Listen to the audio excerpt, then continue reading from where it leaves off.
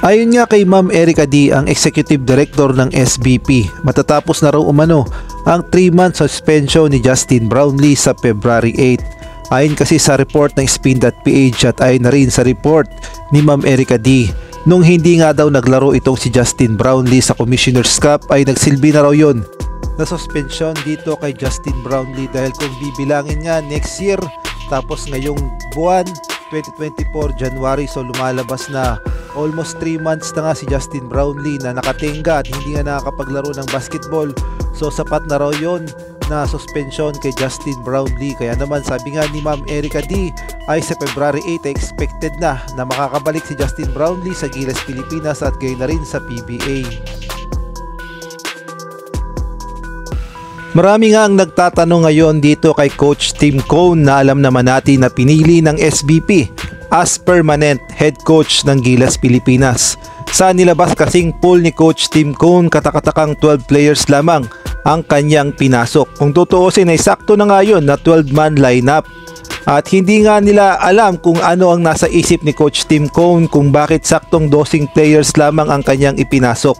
At kasama nga sa listahan ni Coach Tim Cone sa 12-man pool niya itong si Scottie Thompson, Calvin Octana, Junmar Pajardo, Dwight Ramos, Chris Newsome, CJ Perez, Jamie Malonzo, AJ Edu, Carl Tamayo, Kai Soto, Kevin Kembao at itong si Justin Brownlee.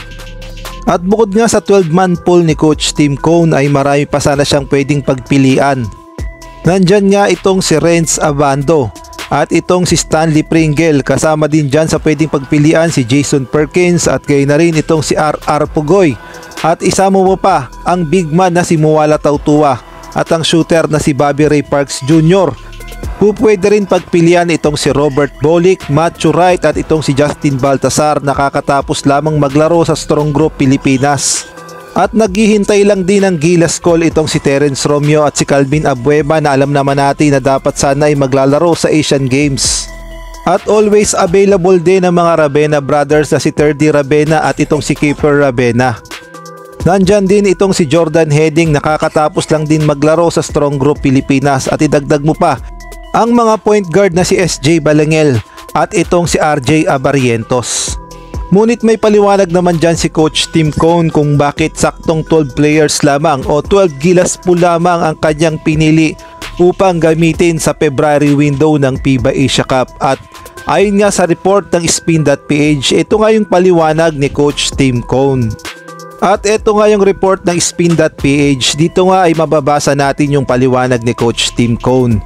Ayon kasi dito sa report ng Spin.ph, ang sinabi nga ni Coach Tim Cone, unang-una nga na dahilan kung bakit saktong 12 players lamang ang kanyang pinili. Unang-una na dyan yung team chemistry. Gusto kasi makabuo agad ni Coach Tim Cone ng pinakamagandang team chemistry. At pangalawa naman yung pagiging intact ng mga players. Gusto niya kasi magkaroon ng familiarize yung mga players. Mahirap kasi yung mga papalit-palit na players tapos wala namang team chemistry. Kaya naman kung inyong mapapansin ay napakaganda ng lineup ni Coach Tim Cone at paniguradong magkakaamuyan at magkakaroon ng solid na team chemistry ang Gilas Pilipinas. At sinabi nga ni Coach Tim Cone na hanggat maaari ay gusto niyang i-preserve yung 12 players na yon sa mga FIBA Asia Cup events at gayon na rin sa mga Asian Games tournaments.